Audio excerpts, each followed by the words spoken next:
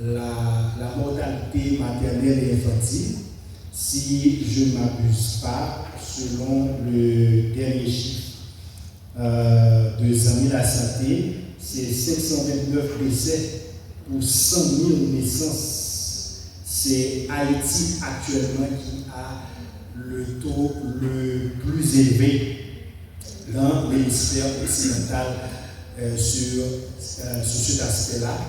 Il y a aussi le rôle crucial des sages-femmes. Il y a la question de la sensibilisation, parce que les sages-femmes ont un rôle de mobilisation et de sensibilisation aussi à jouer tout au long de leur carrière. Et il y a aussi l'axe de renforcement du leadership des jeunes sages-femmes qui pratiquement donnent l'essence à ce projet-là. Quand je parle de renforcement du leadership des jeunes leaders sages-femmes, je mets l'accent sur le rôle actif que l'association des sages-femmes joue dans la défense des droits reproductifs et l'amélioration des politiques de santé publique. Donc, au niveau de ce projet-là, il ne s'agit pas uniquement d'un projet qui va renforcer la capacité technique, les compétences des jeunes leaders sages-femmes pour rester au niveau de l'association, mais il suffit aussi de regarder l'aspect transition. Donc, après le projet, c'est créer une nouvelle génération de sages-femmes qui auront la capacité non seulement de donner des soins, mais aussi d'assurer la question de leadership au niveau de la profession.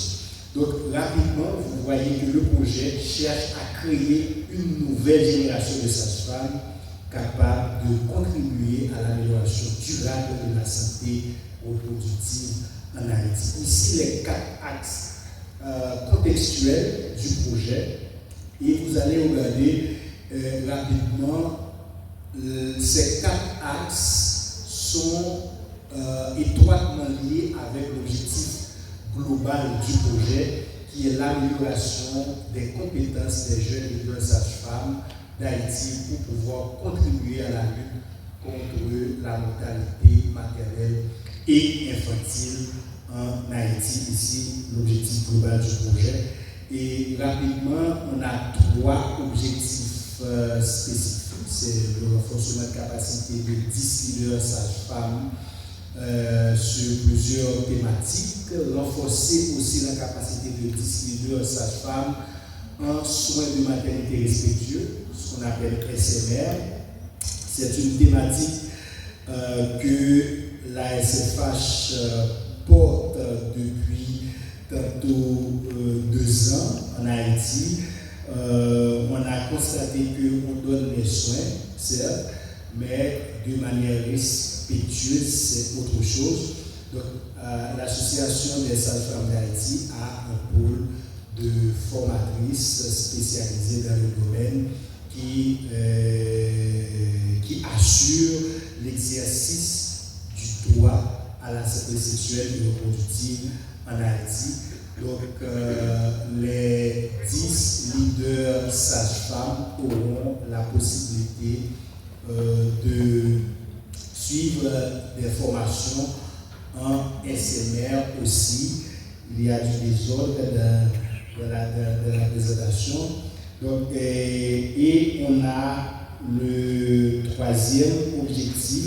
Je ne veux pas continuer sans vous. Est-ce que les techniciennes peuvent... Le wifi nous a lâchés. Pas de problème.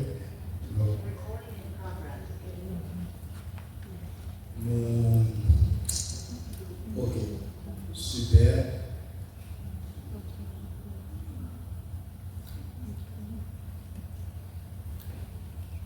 C'est la magie de la technologie. Nous sommes habitués. Voilà.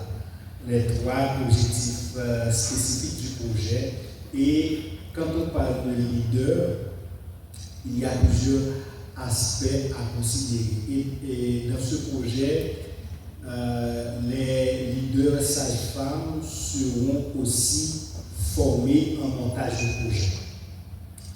Et du coup, chaque leader sage-femme aura la possibilité de présenter un projet qui marche avec la politique ou encore l'objectif global du projet, et on va financer ces projets-là. Donc on aura 10 projets financés par le programme Jeunes Leaders Sages-Femmes.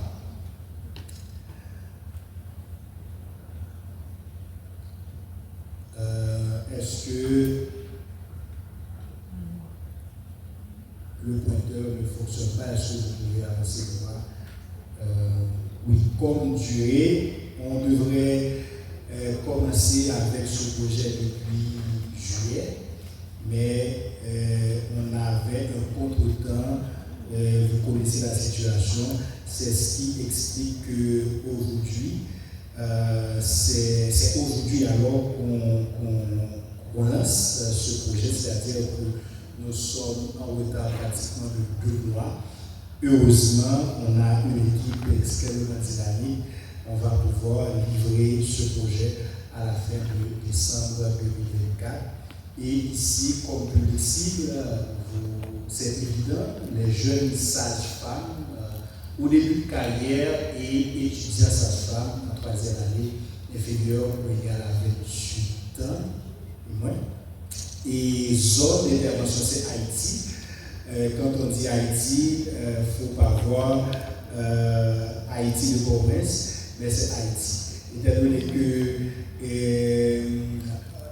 la SFH est présente au niveau des 10 départements du pays, c'est-à-dire le programme est lancé au niveau des 10 départements du pays, le concours, donc on a 10, pratiquement 11, si je ne m'abuse pas, sages-femmes sélectionnées au niveau des 10 départements du pays qui vont être représentés au niveau de ce projet-là. Et comme résultat attendu, on attend que les compétences des 10 leaders sages-femmes soient renforcées en leadership, plaidoyer, communication, mentorat et montage de projets, et participe également à renforcer leurs capacités sur les connaissances requises par ICN. ICN, c'est la Confédération internationale sage-femmes. Deuxième résultat, c'est que la capacité des 10 leaders sages-femmes soit renforcée en SRR, 10 projets financés par le projet, par le 10 projets, et aussi créer un réseau de leaders sages-femmes. Donc, c'est 4 résultats attendus à la fin de la durée du projet, en d'autres termes, décembre 2024. Et on a comme partie prenante l'Institut qui va nous épauler dans la réalisation de ce projet-là.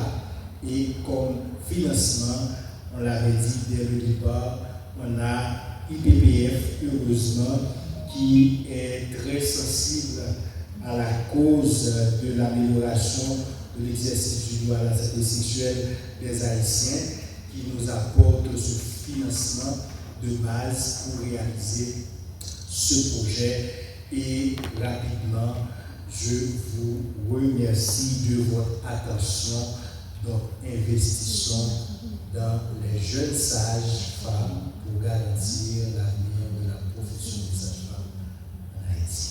Merci beaucoup.